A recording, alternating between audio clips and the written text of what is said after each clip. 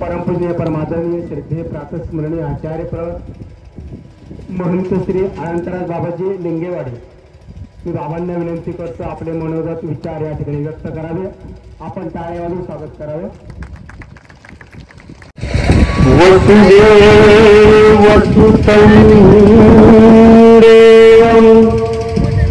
कंसचाणूरमरदनम् देवकी परमानन्दनम् कृष्णवन्दे जगद्गुरु कृष्णवन्दे जगद्गुरु श्री गोपाल कृष्ण महाराज की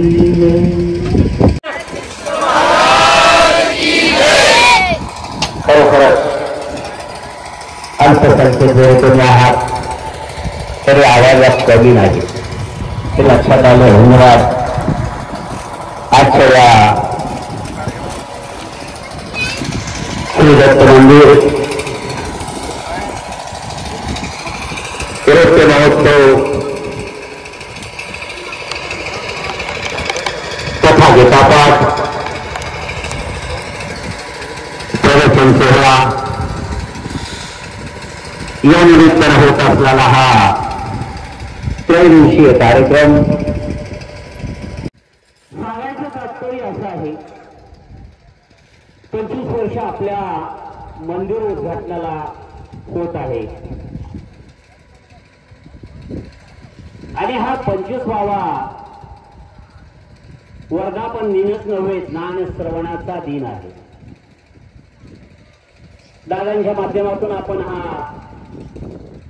या वर्षीचा कार्यक्रम साजरा करत आहोत. प्रथमतः आपल्याला मंदिर म्हणजे काय माझ्या हस्ते ध्वजारोहण झालेले आहे. आदरणीय कमलाकर आपलं कडकोलीकर बाबा आणि मी. पण ध्वजाविषयी बोलताना विशेषतः करून चहुदेशी असणारा हा ध्वज आहे. त्याला 4 कोन आहेत. मधामध्ये चक्र आहे आणि हे चक्र फिरत राहावं.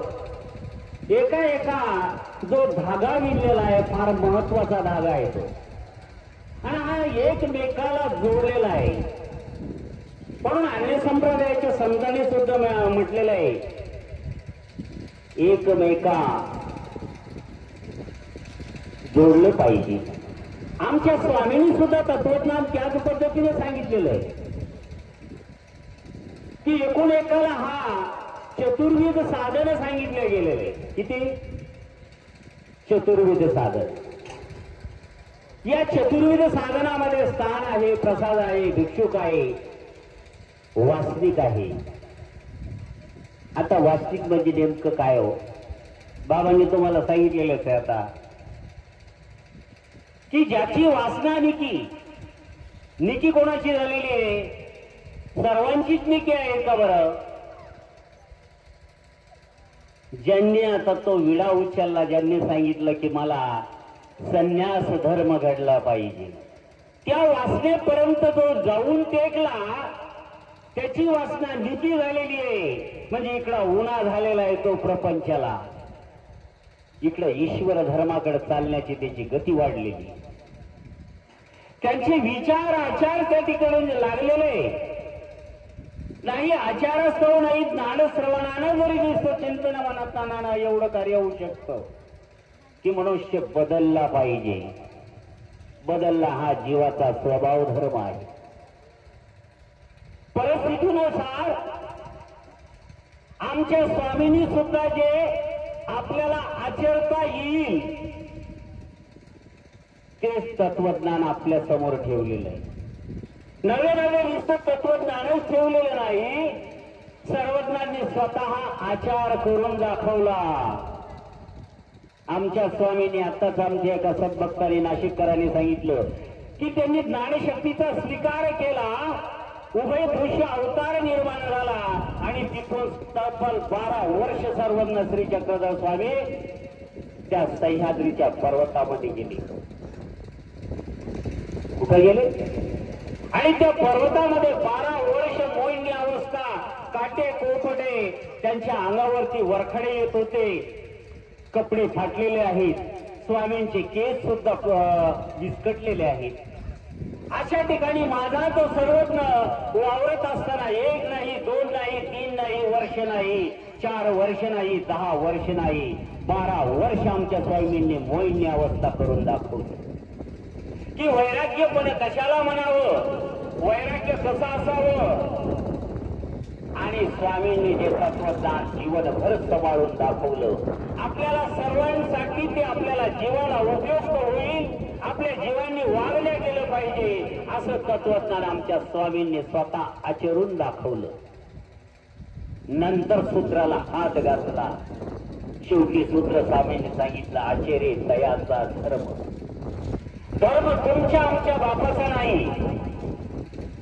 मी म्हटलं मी संन्यास घेतला, आचरलो नाही, काही उपयोग नाही. तुम्ही उपदेश घेतला, नाम घेतलं आणि ते नामस्मरण विसरून गेले, घरीच ठेवलं. एक वेळेचा प्रसंग आहे. मी एका गावाला गेलो. एक वास्तविक माझ्या समोर आले, बाबा मला अनुग्रह घ्यायचा. म्हटलं ठीक आहे. उपदेश दिला. आता देत असताना उपदेश देत असताना 3 गोष्टी दिल्या जातात. एक नाम दिल्या जातो, 5 अवतारांचे नाम. एक विशेष दिला जातो आणि तिसरं त्या ईश्वरीचं नाम घेण्यासाठी गाठी दिल्या जाते, म्हणजे माळ दिल्या जाते. ह्या 3 वस्तू दिल्या. बापा रे, तुझं जीवन आहे तोपर्यंत ते चांगलं सांभाळून ठेव असं त्याला कणकावून सांगितलं. देवपूजा चांगल्या ठिकाणी नेऊन ठेव, चांगल्या पेटीमध्ये ठेव, गाठी सांभाळून ठेव. तुला दररोज नामस्मरण करायचंय, याकरता गाठीची दिली. दररोज 2 टाइम 3 टाइम तरी, विशेष हा 1 टाइम तरी तुझ्या कपाळाला लागला पाहिजे. तो पवित्राचा पवित्र संबंध आहे.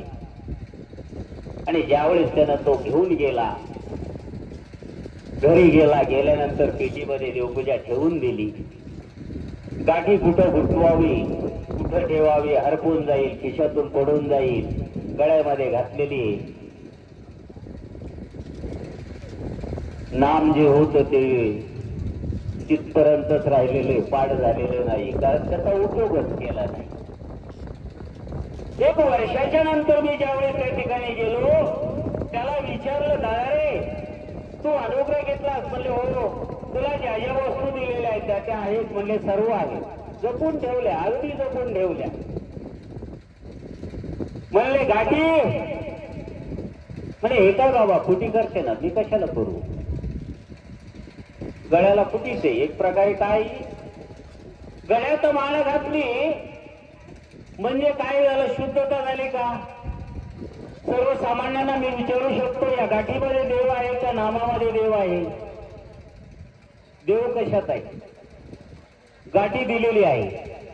हा कुठेतरी एका लाकडाचा मणी बनलेला आहे. कुठल्या आहे तुम्हाला माहित नाही, मला माहित नाही. हा दोरा तुमच्या शेतातल्या कपाशीचा आहे. याला देवाचे हातपाय लागलेले नाही, हे पवित्र नाही. पण हे आपल्याला एक माध्यम ठेवलेलं आहे. एका कवीने सुद्धा आम्हाला सांगितले, श्री देखतर उपजे काम, मला देखतर उपजे नाम. श्री जर कधी बघितली ती काम वासना जागी होतात, आणि माळा जर कधी बघितली तर माणसाला वाटतं नामस्मरण करावं. त्याला विचारलं, करे बाबा दररोज नामस्मरण करतोस? म्हटले काय करायचं? म्हणले बाबा गाठी करे फुटी, मी कशाला करू? म्हणले देवपूजा. म्हणले देवपूजा करे, घरातली पेटी. असा जर कधी वास्तविक असला तर काय कामाचा आहे बरं तो? बाबाने तुम्हाला 3 दिवसापासून सांगितलं, अनेक संतांचं तुम्हाला ऐकायला मिळतंय. या ठिकाणी नवे भावांच्या माहितीसाठी सांगतो, सर्वज्ञ श्री चक्रधर सेवा सत्संग मंडळ सिल्लोड या मंडळाचे बरेचसे कार्यक्रम झाले. या ठिकाणी सत्संग मंडळाचे भरपूर कार्यक्रम झाले. सुधारले किती हे महत्वाचे. मला आक्षेप नाही म्हणणार मी. सुधारले किती याला महत्व आहे, 25 वर्ष मंदिराला झालेले. मंदिर कशासाठी असावं हे महत्वाचा विषय. मंदिर कशासाठी? एक स्टँड आहे. त्यावेळेस सांगितलं कुठेतरी माध्यम तुम्हाला एकत्रित येण्याचं स्टँड झालेलं आहे. परंतु स्टँडच्या ठिकाणी महत्व काय? त्या ठिकाणी पवित्राचे पवित्र संबंध त्या ठिकाणी ठेवलेले आहेत. आपण विशेष नमस्कारी आहेत. फार महत्वाचे विषय आहे. मग मंदिराची कशासाठी पाहिजे एक तुम्हाला थोडस मी आता पाठीमागा द्वापार युगात घेऊन जाणार आहे. थोडस ज्यावेळेस महाभारत संपलं, महाभारताचं युद्ध संपलेलं आहे आणि युद्ध संपल्यानंतर मधला काळ थोडासा गेलेला आहे. धर्मराजा राज्य स्थापन झालेला आहे. एक दिवशीचा प्रसंग आहे की एक दिवस अर्जुनाला मनोवृत्ती अशी जागी होऊन आली. अर्जुनाला वाटलं, उद्विग्न वाटायला लागलं. एवढा मोठा रक्तपात पाहिलेला होता. महाभारताचा तो खालीवरपणा बघितलेला होता. युद्धाच्या समयी अनंत गोष्टी घडलेल्या होत्या. मन हे असं व्याकुळ झालेलं त्या अर्जुनाचं. आणि त्या अर्जुनानं श्री गोपालकृष्णाला विनंती केली की देवा, माझं मन उद्विग्न झालंय. मला कुठेतरी तुम्ही जंगलामध्ये हो किंवा कुठेतरी फिरायला न्या. आता सुद्धा तुम्हाला सुद्धा तसंच होतं बघा. एखाद्या वेळेस तुम्हाला सुद्धा असे प्रसंग येऊन बसतात.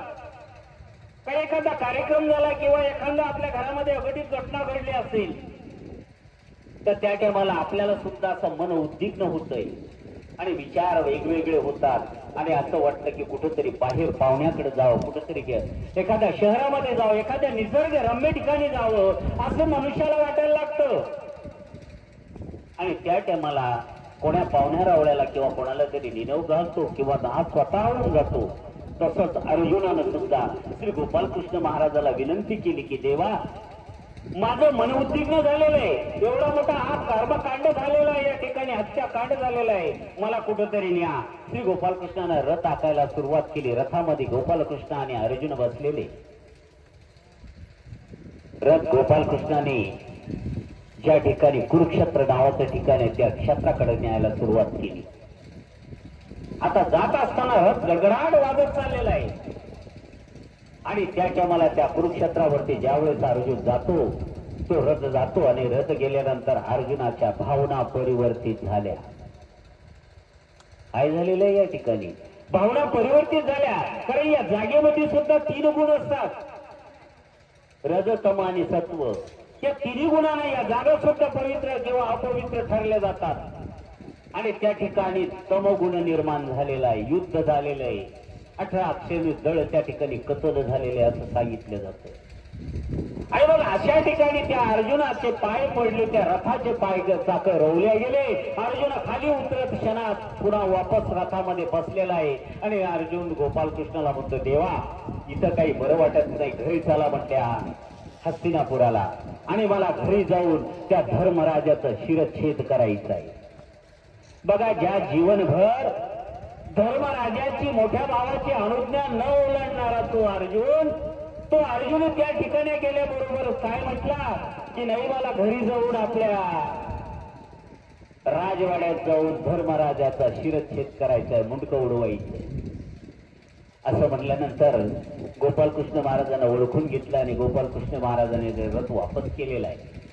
हा रथ कुण्या दिशेने घातला की ज्या दिशेला अरण्य होतं त्या अरण्याकडे रथ चाललेला आहे आणि त्या अरण्यामध्ये मोठमोठाले संत महंत त्या ठिकाणी मोठमोठाले नाम वेदाचा उच्चार करतायत, नामघोष करतायत. संत महंत आश्रम त्या ठिकाणी आहेत. किलबिल पक्षी करायला लागलेले आहे. नदी नाले ओढे वाहायला लागलेले. सुंदरशाचं पाणी निर्झरासारखं व्हायला लागलेलं आहे. फळं फुलाने त्या फांद्या लोंबल्या गेलेल्या आहेत. अशा ठिकाणी तो रथ ज्यावेळेस गेला त्या टायमाला त्या ठिकाणी नामघोष याच्या कानावरती ज्यावेळेस अर्जुनाच्या कानावर पडायला लागला आणि अर्जुनानं देवाला सांगितलं, देवा रथ थांबवा. देव म्हणतात, अर्जुन आता काय झालं तरी आता नाही म्हटले. देवा थोडा वेळ थांबा, आता इथं सुंदर वाटतंय आणि मला असं वाटतंय की तुम्ही आता माझा राजवेश राजपोशाख रथामध्ये टाकून देतो. सर्व अलंकार काढले अर्जुनानं अंगावरचे आणि सांगितलं की देवा हे तुम्ही आता रथ घेऊन आता हस्तिनापुराला जावा, मी इथंच थांबणार आहे. का झाला सर्व मंडळी आता? का झाला असेल असं? मनामध्ये शंका करा बरं का झाला असेल? किती सात्विक भूमी होती, संतांची भूमी होती, रावळ त्या ठिकाणी होते, मंदिरे त्या ठिकाणी होते, आश्रम त्या ठिकाणी होते. तो नामघोष कानावर येत होता. त्या कानातला निस्ता कानात असलेला अर्जुनाच्या अंतकरणात तो उतरलेला आहे. आणि तो उतरल्यानंतर अर्जुनाच्या भावना पुन्हा परिवर्तित झाल्या. गोपाल कृष्ण म्हणते, अर्जुना अरे तुला घरी चालायचंय, राजाचं मुंडकं छेदन करायचंय. नाही म्हटले तेव्हा मला इथंच आता संन्यास घ्यायचा आणि या ठिकाणीच राहायचंय. म्हणून मंदिराची गरज आहे. मंदिर कशासाठी आहे? की त्याकरता आहे की आपलं मन मंदिरात गुंतलं पाहिजे, त्या देवाकडे गुंतलं पाहिजे. दादाने सांगितल्याप्रमाणे की आपलं सर्वस्व अर्पण चित्त वित्त काया या परमेश्वरा अर्पाव्या, तरच आपला धर्म आपला देव सिद्धीला जातो. म्हणून याकरता आपल्याला नेमकं काय करायचंय हा मार्ग शोधण्याचं कारण फक्त स्वामींचं तत्वज्ञान. लीळाचरित्र असो, त्या लीळाचरित्रातून सूत्र हे बाजूला केलेले आणि हे सूत्रच महत्वाचे. सूत्र आपलं मित्र असतं आणि हे सूत्र आपल्याला परमेश्वरापर्यंत नेऊन घालतं. स्वामींनी तेच समजून आपल्याला सांगितलं की आचर्य दयाचा धर्म. पहिला आपल्याला धर्म समजून घ्यायचा आहे. हा धर्म महत्वाचा आहे. यद धार्यते तद धर्म. जी वस्तू तुम्ही धारण करता तिला धर्म नाम नाही. तो धर्म आपल्यापर्यंत टिकला पाहिजे. नवे आपल्या पुढच्या पिढीला देता आला पाहिजे. जशी इस्टेट आपण आपल्या मुलांसाठी देतो, सर्व टाक एवढं धनसंपदा तुम्ही त्यांच्यासाठी कमवत असता, ती सुद्धा त्यांना एक ना एक दिवस आपल्या मुलाचं मोठं झाले म्हणजे त्यांना देणं पडतं. तसंच आपल्याला सुद्धा हा धर्म देता आला पाहिजे. महत्वाचा विषय हाच आहे. आणि नाही तर शास्त्र ऐकत असताना माणसाच्या प्रवृत्त्या बदलतात. कारण एक सूत्र एका सूत्राला घेऊन चालतंय, हाताशी धरून येतंय. स्वामींनी सूत्र पाठवून सांगितला, जो प्रसंगानुसार सांगितलं गेलेला आहे. सूत्रांचे अर्थ सुद्धा तुम्ही आम्ही बदलले. बऱ्याचशा लोकांनी सूत्रांचे अर्थ सुद्धा बदलून टाकले. कसे बदललेत बघा. एक निश्लोक तुम्हाला सांगणार आहे. या श्लोकाचे 3 अर्थ होतात, तसे सूत्रांचे सुद्धा 3-3, 10-10 अर्थ सुद्धा आपले अन्वयी लावतात. मग तुम्हाला जो अभिप्रेत अर्थ आहे तो कोणता आहे महत्वाचा, तो तुम्हाला समजला पाहिजे. म्हणून प्रथम मी एक श्लोक तुम्हाला सांगणार आहे. एक श्लोक एका कवीने सांगितलेला आहे. चक्री दंडी जन्मला, अग्निमुखी सूर्य किरणे वाळाला, अग्निमुखी घातला सगळे माझी गरजेला आईसा नर पोटता. त्यावेळेस एकाने अर्थ लावायला सुरुवात केली. अर्थ खूप सुंदर सांगायला सुरुवात केली. अर्थ इथून सुरुवात झाला. चक्री दंडी जन्मला. मंडळी, चक्र म्हणजे गोल असतं. चक्र काय? गोल आहे. आणि हे गोल चक्र कशाचं आहे? लाकडाचं आहे. आता त्याच्यामध्ये जन्म कसा होईल हो, असा विचार तुम्ही आम्ही जर कधी केला तर. पण त्या ठिकाणी हे चक्र कोणाच्या घरी आहे? कुंभाराच्या घरी आहे. चाक आहे. काय? चाक आहे. चक्री दंडी म्हणजे ती काठीने ते चाक फिरवलं जातं. गरगर गरगर फिरवलं, त्याच्यावर मातीचा गोळा बाधामध्ये टाकला, बाधामध्ये टाकला की तो हाताने आपला त्या गाडग्याला आकार देतो. आकार देतो म्हणजे त्याचा जन्म झालेला आहे त्या ठिकाणी. चक्री दंडी जन्मला, सूर्य किरणी वाळाला. सूर्याच्या किरणामध्ये ते मडकं वाळवलं जातं. अग्निमुखी घातला. अग्निमुखी म्हणजे कशाच्या मुखामध्ये घातलेला आहे? आव्यामध्ये म्हणजे भट्टीमध्ये घातलेला आहे. आणि सगळे माझी गरजेला. ज्यावेळेस तो बाजारात घेऊन जातो कुमार मडकं, त्या टायमाला दोन्ही हाताला वाजवतो टंग टंग टंग टंग. ही सभा आहे बाजारमध्ये. आणि बाजारमध्ये सांगितलं जातं की हे माझं मडकं ओरिजिनल आहे. हा एक अर्थ एकानं सांगितला. दुसरा उठला, दुसऱ्यानं अर्थ सांगायला सुरुवात केला. दुसरा म्हणतो काय, चक्री दंडी जन्माला. मावळ्यांना तुम्हाला एक प्रश्न विचारतो मी. आता उन्हाळा लागलेला आहे का नाही? आता सध्याला घरी काय करताय तुम्ही? उद्योग, कुरडई पापड करतात का नाही? पण आता पापडाचे दिवस आहे. पोळपाट खाली कसं आहे? गोल आहे का नाही? गोल चक्र आहे. दंडी म्हणजे ते बेलणं आहे. दोन्हीच्या मधात लाठी टाकली म्हणजे काय तयार झालेलं आहे या ठिकाणी? आता पापड. आता हा पापड कुठं बनवता मावळ्यांना? बोलत जा. उन्हामध्ये चक्री दंडी जन्मला, सूर्य किरणी वाळाला. ज्यावेळेस खायच्या अगोदर तर तुम्ही काय करणार आहे? अग्निमुखी घातला, अग्नीच्या वरती तो घालून तो पापड भाजलेला आहे. आणि सवे माझी गरजला. आता सभा कोणची इथं? ही 32 दातांची सभा नव्हे, ही तुम्ही आम्ही बसलेली सभा आहे. या ठिकाणी जर कधी एखाद्यानं बसलं, पापड मी चोरून खाऊ शकतो, कडकड वाजू देणार नाही.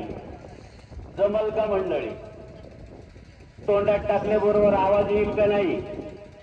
सवे माझी गरजला. आता पहा, झाले 2 अर्थ. आता मी 3रा अर्थ तुम्हाला सांगणार आहे. तो अजिबात पटणार नाही. आता सांगतो का? आमच्या स्वामींनी ज्यावेळेस तत्वज्ञान सांगत असताना आम्ही सुद्धा संत मंडळी सांगत असतो की असा एकच नर आहे या भूतलावरती झालाय, तो ईश्वरीचा प्रिय असणारा, या पंथाचा आचार्य म्हणून जो ठरलेला आहे, तो नागदेव आचार्य. आता पटला का अर्थ तुम्हाला? काहीच समजलं नाही. सर्व डोक्याच्या वरून गेलं. काय गेलं असं? कारण आपल्याला तत्वज्ञानच माहीत नाही. हो, आचार्यच आपला या पंथाचं मूळ त्यांनी सांभाळून ठेवलेले. स्वामींनी सांगितलेलं की हा आचार्य होय. आणि हा आचार्य कसा घडला? चक्री दंडी जन्मला. चक्र म्हणजे सृष्टीचं चक्र आहे. दंड म्हणजे स्वामींनी ज्यावेळेस सांडी त्यांच्या हातात नंगी तलवार होती. तुम्हाला चरित्र पूर्ण सांगणार नाही, कारण बाबांनी सांगितलं तसं. त्यांच्या हातामध्ये नंगी तलवार होती. सांडी म्हणल्याबरोबर ती खाली टाकली आणि आचार्य त्या दिवशीपासून निर्माण झालेला आहे. चक्री दंडी जन्मला. या भूचक्रामध्ये ज्यावेळेस रगडल्या गेलता, कारण त्यांचा इतिहास फार मोठा आहे. या पुरी पंढरी नावाच्या गावाला असताना बंधू वारलेला आहे, वडील वारलेला आहे, व्यापारासाठी जायला आहे. आणि ते आल्यानंतर त्यांच्या जवळ ज्यावेळेस पोथी पाहत बसले आचार्य नागदेव आचार्य, त्या टायमाला त्यांच्या कानावरती शब्द पडले की ते वारले.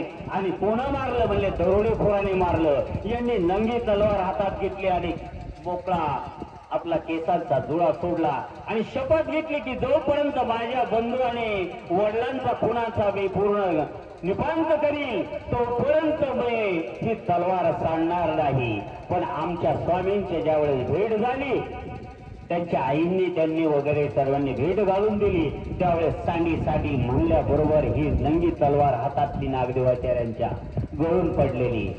एवढा संतप्त झालेला तो अग्निमुखी वाळला. ज्यावेळेस तो अग्नित भट्टीमध्ये कोणाच्या उतरले गेला?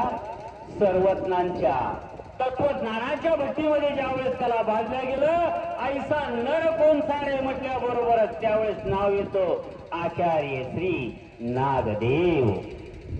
सत्य अर्थ कोणता आहे? हा आहे. मग तुम्हाला कोणता अर्थ आवडेल? एखाद्या बाबांना किंवा आमच्या सारख्यानं गलत अर्थ जरी कधी सांगितला तर दृष्टी तुमच्या जवळ आहे, ज्ञान दृष्टी तुम्हाला सुद्धा आहे.